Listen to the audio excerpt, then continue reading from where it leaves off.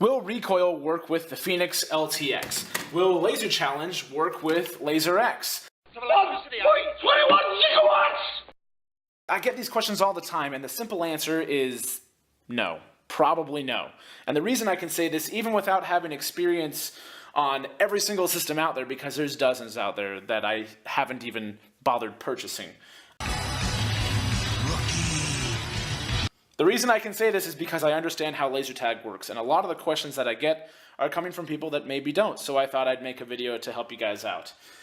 The general principle of laser tag is that you are sending a infrared light. Sorry, it's not a laser. If I just destroyed your hopes and dreams of this actually shooting lasers, I apologize. I'm a fire in my laser!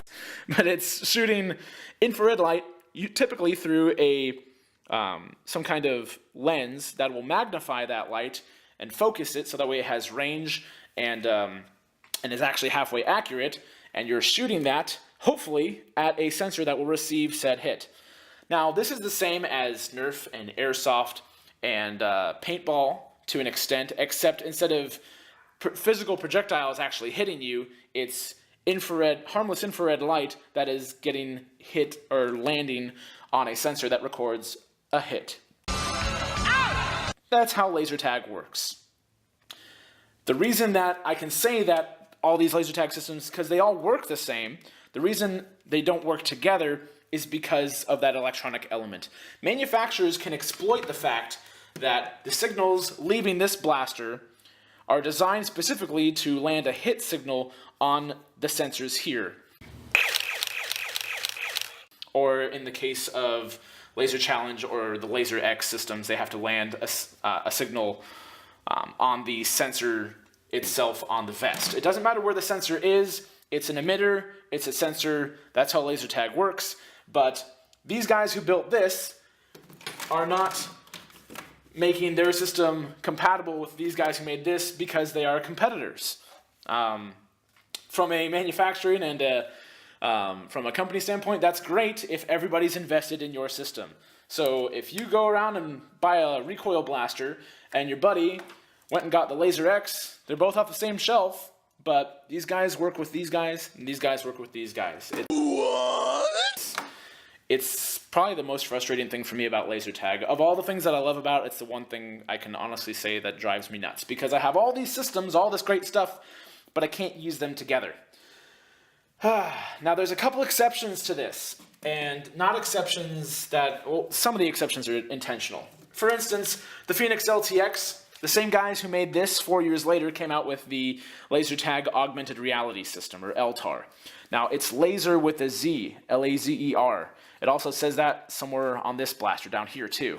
So, it's the same brand name. There's also the Laser Tag Team Ops system that'll work with this as well, or LTTO as it's more commonly referred to as, that came out in 2004. Again, laser with a Z, those are the same people. So those are intentionally cross-compatible. Those signals are designed to work with the other blasters. It's great, I love that fact. That's also a prevalent thing on the Laser Challenge system. Now, Laser Challenge is a bit older and isn't on store shelves anymore, but they had well over a decade's worth of gear that spanned from '97 up until about the mid-2000s. You've got Laser Challenge V2, and this guy is Laser Challenge Radar Extreme. Turn him on, shoot. They work together. They're 3 years apart, but again, it's Laser Challenge, so they're designed to work with each other.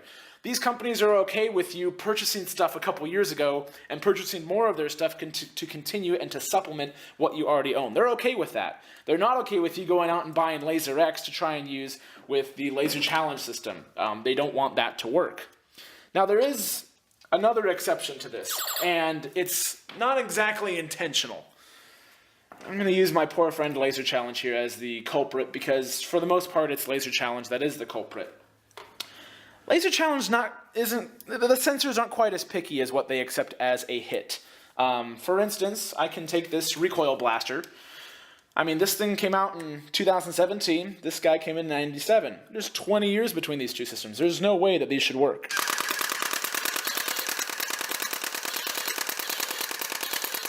Suddenly, my recoil blaster, even without a phone or without Wi-Fi or Bluetooth or anything, I just have it turned on in infinite ammo mode, and it's able to land hits on this system. Now, the only reason that it can do that isn't because recoil is designed to work with laser challenge, because a laser challenge sure as heck can't land a hit on this guy here. His sensors on the recoil blaster are up here. Oh, reload.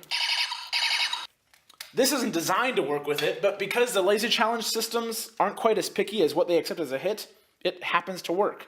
Now, there are other systems that don't happen to work with the laser challenge system, but it's kind of the black sheep of laser tag. There's a good chance that it might work with other laser tag systems, but for the most part, they kind of don't. Pretty much, if you're looking for a laser tag system and you want it to work with other stuff that you have, if it's not spelt the same, that's usually a pretty good indicator that it's not going to work with that same stuff.